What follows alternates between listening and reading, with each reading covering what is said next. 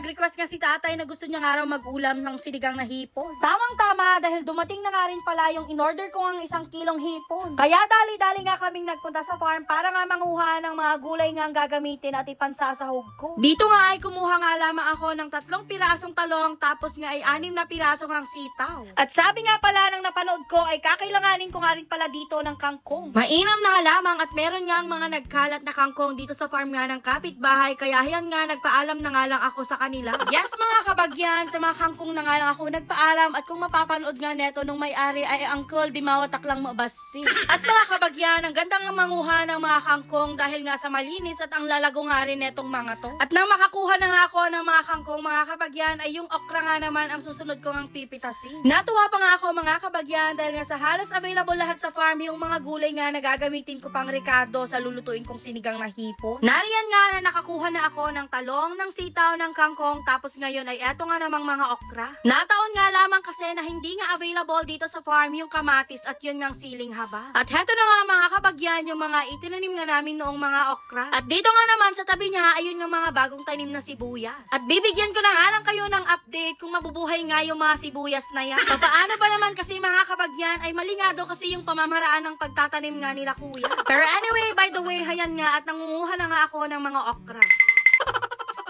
At hay nako mga kabagyan, napakakati. Kaya nang makakuha na nga ako ng mga 6 na pirasong okra, hayan nga at bumalik na nga kami sa bahay. Kasama ko nga pala noon dito ang baby Aji, si tatay at sinakamba. At sumakay na nga lang kami sa helicopter ni tatay mga kabagyan para nga mas mabilis ang aming travel time.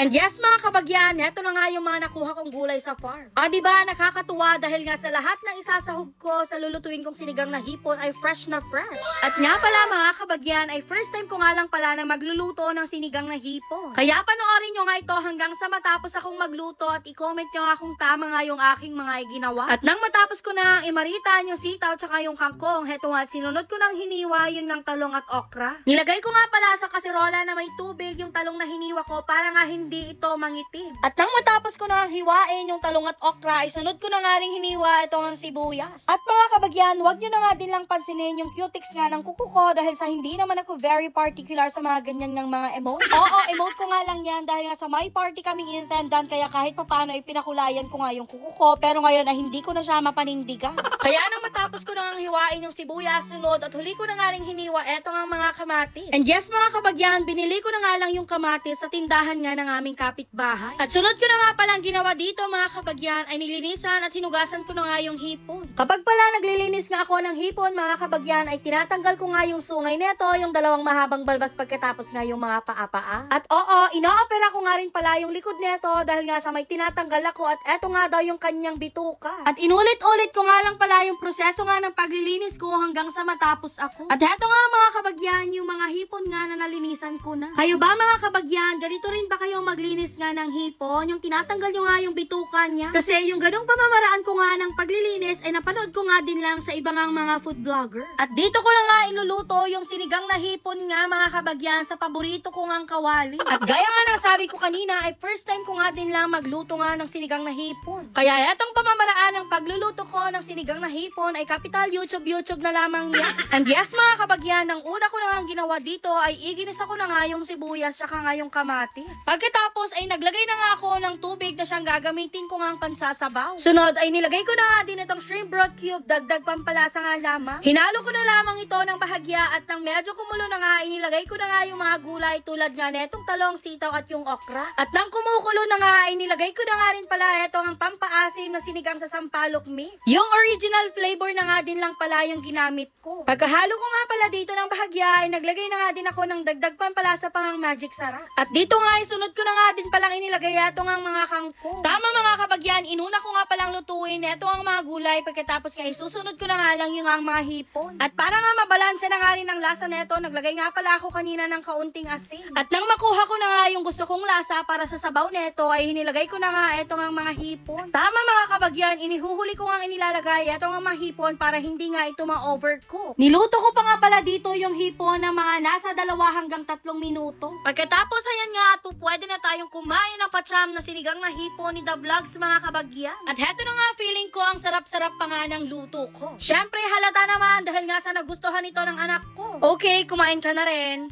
Bye!